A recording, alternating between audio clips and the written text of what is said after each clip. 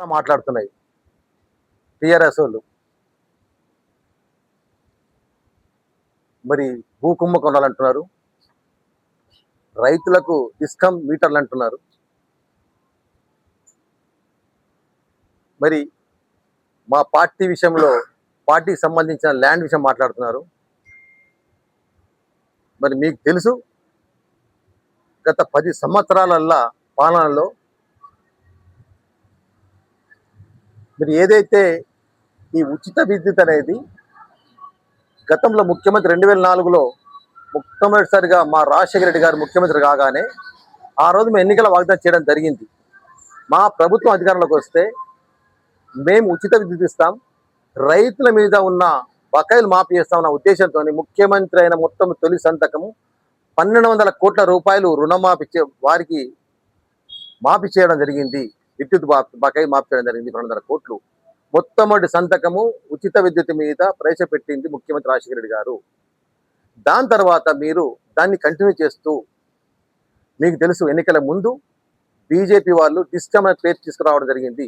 దాని ద్వారా మీటర్లు పెట్టాలా అన్న ఉద్దేశం మీరు మీ ఒప్పందం చేసుకుని మీరు ఒక జీవో తీయడం జరిగింది. టీఆర్ఎస్ ప్రభుత్వం ఉన్నప్పుడే ముఖ్యమంత్రిగా కేసీఆర్ గారు. మరి ఆ ఎన్నికలు వస్తున్నాయి, దీనివల్ల నష్టం జరుగుతుంది మా పార్టీకి అని చెప్పి బీజేపీలు నెట్టడానికి కోసము, ఇంకొన్ని ప్రతిపక్షం నెట్టడానికి కోసము దాన్ని ఆపుకొని ఇప్పుడు ఈ మధ్య కాలంలోనే మరి ఒక డిస్కమ్ అనేది మళ్ళీ బయటకు వచ్చింది. మరి మొన్న ముఖ్యమంత్రి గారు రేవంత్ రెడ్డి క్లుప్తంగా చెప్పడం జరిగింది, మాకు రైతులకు ఎలాంటి మీటర్లు పెట్టినా పెట్టకున్నా మేము రైతులకు ఉచిత ఇవ్వడం ఉంటుంది. ఒకవేళ ఉచిత విద్యుత్ ఇవ్వకుంటే మేము వచ్చే ఎన్నికల్లే పాల్గొనలేము, అంటే చెయ్యమని కరెక్ట్గా చెప్పిండ్రు. ఇంకంతా చెప్పిన తర్వాత ఇంకా ప్రతిపక్షాలు మీ ఉనికిని కాపాడడానికి ఎందుకు మాట్లాడుతున్నారు టీఆర్ఎస్ వాళ్ళు? మరి మీ గతంలో తెలుసు 10 సంవత్సరాలలో ఎన్ని కుంభకోణాలు జరిగినాయి, ఎన్ని ప్లాట్లు కబ్జాలు చేసుకున్నారు, ఎన్ని భూములు కబ్జాలు చేసుకున్నారు. మరి అంతా చేసిన తర్వాత మీకు తెలుసు, స్థానికంగా నిజామాబాద్ జిల్లాకు సంబంధించిన కొంతమంది ఎమ్మెల్యే హైదరాబాద్లో ఉన్న చాలా మంది దగ్గర భూములు కొనుగోలు చేసి బయనాలు పెట్టి వారికి రీసేల్ చేసుకొని మీరు ల్యాండ్ ఆక్రమించుకున్నారు వాళ్ళకి పేమెంట్ చేయకుండా. ఇవన్నీ కూడా ప్రజలు ఆ రోజు ఉన్న మీ ముఖ్యమంత్రి గారికి కాంప్లైంట్ ఇవ్వడం జరిగింది ఆ ఎమ్మెల్యేల గారి మీద. మరి అటువంటి దాన్ని మీరు ఎలాంటి చర్య తీసుకోలేదు. మీరు కబ్జాలు చేసి, మీ భూ కుంభకోణాలు చేసి మమ్మల్ని భూ కుంభకోణాల గురించి మాట్లాడతారా? అది మాట్లాడే అర్హత మీకు లేదు. మీకు తెలుసు, మా ప్రభుత్వము టీఆర్ఎస్ ప్రభుత్వము అధికారం రాకముందు మిగులు బడ్జెట్ కింద 14,000 కోట్లు ఇస్తే 8 లక్షల కోట్లు అప్పులు చేసి దాని ద్వారా మీరు ఎన్ని కుంభకోణాలు చేసిండ్రు అది ప్రజలంతా గమనిస్తున్నారు. మీరు ప్రతి ఒక్కటి కుంభకోణమే. ఈనాడు గ్రామాల్లో ట్రాక్టర్లు ఇచ్చిండ్రు, ట్రాక్టర్లు కూడా కమిషన్లు తీసుకున్నారు, అది కుంభకోణమే. ఏదైతే పేద ప్రజలకు దళిత బంధం చెప్పిర్రు, 10 లక్షలు ఇస్తా చెప్పిర్రు, దాంట్లో కుంభకోణమే. మరి ఆ విధంగా సైకిల్ ఇచ్చిర్రు స్కూళ్ళల్లో, దాంట్లో కుంభకోణాలే. మీరు ప్రతి స్కీమ్ల మీద కుంభకోణాలు చేసి మమ్మల్ని కుంభకోణాలు అంటారా? మేము హైడ్రా తీసుకొచ్చి రేవంత్ రెడ్డి హైడ్రా ఎందుకు తీసుకొచ్చారు హైదరాబాద్లో? మీరు కుంభకోణాలు గతంలో చేసిరు, అక్రమంగా ఆక్యుపై చేసారు కాబట్టి, మీకు అక్రమంగా చెరువులు పూడికలు అక్బల్ చేశారు కాబట్టి మేము హైడ్రా సిస్టమ్ తీసుకొచ్చి మీరు అక్రమ కట్టణలు ఇల్లు తొలగిస్తున్నారు అక్కడ.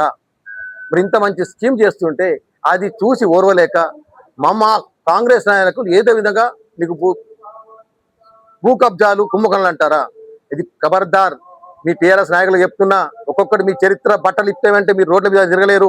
ఒకటే అంటున్నాం, మేము ఎక్కడ కూడా కుంభకోణాలు కబ్జాలు చేయలేదు. మాము కాంగ్రెస్ పార్టీ, మాకు 140 సంవత్సరాల చరిత్ర కాంగ్రెస్ పార్టీది. మేము ఏ రోజు కూడా మాకు ఎక్కడ కూడా సొంత బిల్డింగ్లు లేవు. మా హైదరాబాద్లో గాంధీభవన్ కూడా మాకు ఒక కిరాయి మీద ఉన్నాయి. ఈ రోజు కూడా మీలాగా మీరు 10 సంవత్సరాలు అధికారం రాగానే హైదరాబాద్లో బిల్డింగ్ కట్టుకున్నారు, పెద్ద బిల్డింగ్ కట్టుకున్నారు, ప్రతి జిల్లాలో కట్టుకున్నారు. మీరు మీ జీవో ఒకటి తీసుకొచ్చిర్రు, ఒక జీవో తీసుకొచ్చి ప్రభుత్వ స్థలాల జీవో తీసుకొచ్చి నామినల్ మీద వడ్డీ డబ్బులు కట్టి మీరు తీసుకొని మీరు బిల్డింగ్లు కట్టుకున్నారు.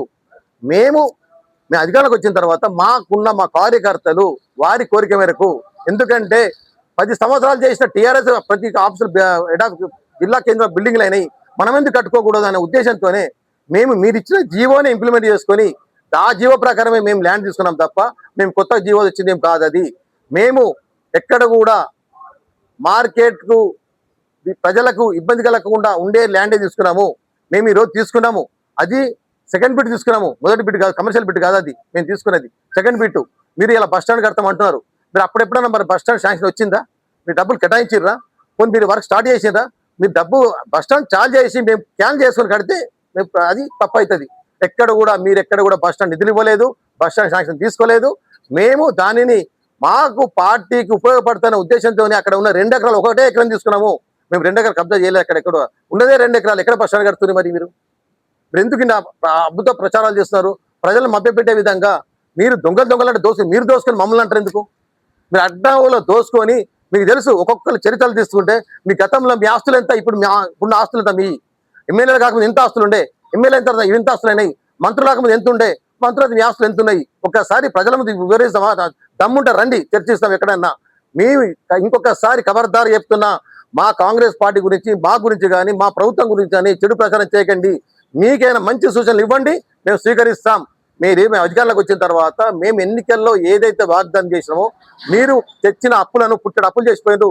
సుమారు 8 లక్షల కోట్ల అప్పులు చేసిన దాన్ని మేము ఇస్తానది ప్రతి ఒక్కటి కూడా తూచా తప్పకుండా ప్రజలకు చేసిన వాగ్దానం ఇంప్లిమెంట్ చేస్తున్నాము.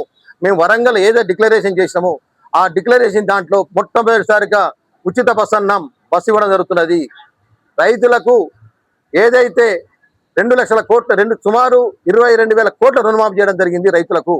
మరి అదేవిధంగా రైతాంగాని కోసం బోనస్ అన్నం బియ్యానికి బోనస్ ఇస్తున్నాము. వడ్లకు ముఖ్యంగా గ్రామీణ ప్రాంతంలో ఉన్న పేద ప్రజలకు, వైట్ రేషన్ కార్డు వారికి కూడా, ప్రతి ఒక్కరికి కూడా మేము 200 యూనిట్ల వరకు కూడా రేషన్ దాని ద్వారా ఉచిత విద్యుత్ ఇవ్వడం జరుగుతుంది. మామూలు విషయం కాదు. ఒక 200 యూనిట్లు అంటే సుమారు 90% మంది రైతు గ్రామీణ ప్రాంత వైట్ రేషన్ కార్డు అందరూ ఉపయోగించుకుంటున్నారు. మరి ఈ విధంగా ఇంత మంచి కార్యక్రమం చేస్తున్నాము. అదేవిధంగా మీరు ఎప్పుడన్నా కొత్త రేషన్ కార్డులు ఇచ్చిండ్రా?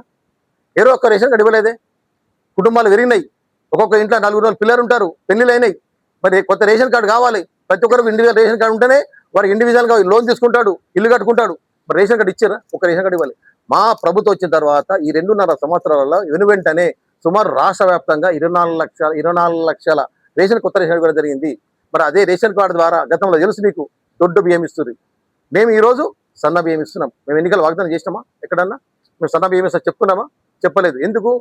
మీది ఏదైతే దొడ్డు బియ్యము మళ్ళీ రేషన్ షాపులు అమ్ముకొని రీసైక్లింగ్ ద్వారా మళ్ళీ ప్రభుత్వానికి వస్తుంది కాబట్టి పేద ప్రజలు నష్టపోతున్నారు అన్న ఉద్దేశంతో రైతుకు ప్రభుత్వం ఎంత భారం పడ్డా సరే మేము సన్న బియ్యం జరుగుతున్నది. సుమారు అది మామూలు విషయం కాదు.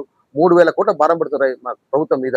మరి ఇంత మంచి స్కీమ్ మేము చేస్తుంటే, మరి ముఖ్యంగా ఎక్కడన్నా 10 సంవత్సరాలు ఇల్లైనా కట్టించినా మీరు?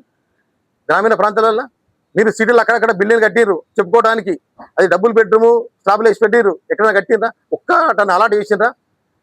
ఈరోజు మేము సంవత్సరానికి ఒక్కొక్క నియోజకవర్గానికి 3,500 ఇండ్లు ఇస్తున్నాము. అది మామూలు విషయం కాదు. ఒక్కొక్క గ్రామానికి సరిపోయేంత ఇండ్లు ఇస్తున్నాము. మరి అది ఏది ఇస్తున్నాము? అది సిస్టమేటిక్ ఇస్తున్నాము. ఎక్కడ పైరవులు లేవు. మాకు 40 గజాల పైన 60 గజాల లోపల ఉన్న వారికి అందరికి ఇస్తున్నాం. అంటే సుమారు 400 ఎసెప్ట్ వస్తుంది, 600 ఎసెప్ట్ లోపల. ఈ విధంగా సిస్టమేటిక్ గా అందరికి ఇవ్వడం జరుగుతున్నది. అరుణ ప్రతి ఒక్కటి పేద ప్రజలకు ఇస్తున్నాము. మరి ఇంత మంచి స్కీములు ఇస్తుంటే మమ్మలను దొంగలు అంటారా? దొంగలు దోస్తున్న మీరు మమ్మల్ని దొంగలు ఎందుకు? మీరు భూ కబ్జాలు చేసింది మీరు, అక్రమంగా పార్టీ ఆఫీసులు నిర్మించుకున్న మీరు, మమ్మల్ని అటవులు అనే విధంగా మీకు అర్హత లేదు. మా కాంగ్రెస్ పార్టీ చరిత్ర 140 సంవత్సరాల చరిత్ర ఉన్నది. మీ చరిత్ర 10 సంవత్సరాల చరిత్రనే. మీరు ఏదైతే ప్రజలను మభ్యపెట్టడానికి తెలంగాణ పేరు తీసుకొచ్చింది మీరు నిజమైన ఉద్యమకారులు కారు. కాంగ్రెస్ పార్టీ నిజమైన ఉద్యమకారులు. కాంగ్రెస్ పార్టీ ప్రాణాలు బలికొట్టే కాంగ్రెస్ పార్టీ వారి నాయకులే. మేము ఈరోజు సోనియా గాంధీ వల్ల తెలంగాణ ఇవ్వడం జరిగింది. నువ్వు కేసీఆర్ గారు నిరాదీక్ష అన్నారు. ఒకరో 24 గంటలు నిరాదీక్ష ఉన్నాడా? ఇమ్మీడియట్ పోయి హాస్పిటల్ అడ్మిట్ అవుతుంది. మళ్ళీ హాస్పిటల్లో మంచి పండ్లు తింటివి, అన్నం తింటివి, లేచేస్తుంది. ఎక్కడ ఉద్యమం చేసారు? ఎక్కడ చేసారు ఉద్యమాలు? ప్రాణత్యాగాలు చేసారు ఎక్కడన్నా? ప్రాణత్యాగం విద్యార్థులు చేసారు, ఉద్యోగస్తులు చేసారు, పేద ప్రజలు చేసారు. మీ యొక్క కుటుంబంలో, మీ యొక్క కేసీఆర్ కుటుంబంలో ఎప్పుడైనా చనిపోయినరా? ఈరోజు మా ప్రభుత్వం నా కాంగ్రెస్ లా మా దేశం కోసము ఇందిరాగాంధీ ప్రాణత్యాగం చేసుకున్నది, రాజీవ్ గాంధీ ప్రాణత్యాగం చేసుకున్నారు. మీ ప్రాంతం ఎక్కడైనా తీసుకున్నారా? ఏది చేసినా కాంగ్రెస్ పార్టీ నిజమైన పార్టీ. కాంగ్రెస్ పార్టీ పేద ప్రజలకు ఇచ్చే కాంగ్రెస్ పార్టీ. ప్రతి ఒక్కరు కూడా ఆ రోజు ఇందిరాగాంధీ వస్తే ఈ నేటి వరకు కూడా కాంగ్రెస్ పార్టీ బడుగు బలైన వర్గాలకు సముచిత న్యాయం చేసే పార్టీ కాంగ్రెస్ పార్టీ. ప్రతి ఒక్కరు కూడా పేదలందరికీ కూడా గతంలో తెలుసు, ఇందిరాగాంధీ గరీబ్ ఆట నినాదంతో పేద ప్రజలకు ఇండ్లు ఇచ్చింది, భూములు ఇచ్చింది, నీకు రేషన్ కార్డులు ఇచ్చి ప్రవేశపెట్టింది కాంగ్రెస్ పార్టీ. ఆ రోజు వరకు ఈ రోజు వరకు కూడా ఈ రేవంత్ రెడ్డి గారి సర్కార్ వరకు కూడా మా ప్రభుత్వం అన్ని విధాలుగా పేద ఆదుకుంటుంది. దీన్ని ప్రజలు గమనిస్తున్నారు. గతం ఇంకా 10 సంవత్సరాల వరకు కూడా మా ప్రభుత్వం ఉంటుంది. బీజేపీ వాళ్ళు చెప్తారు, ఇలా బీజేపీ వాళ్ళు ఏమన్నా బీజేపీ వాళ్ళు ఒక్కటన్నా వాళ్ళు నెరవేర్చిండ్రా? 2 కోట్ల ఉద్యోగాలు సంవత్సరానికి ఒక ఉద్యోగం ఇచ్చిండ్రా?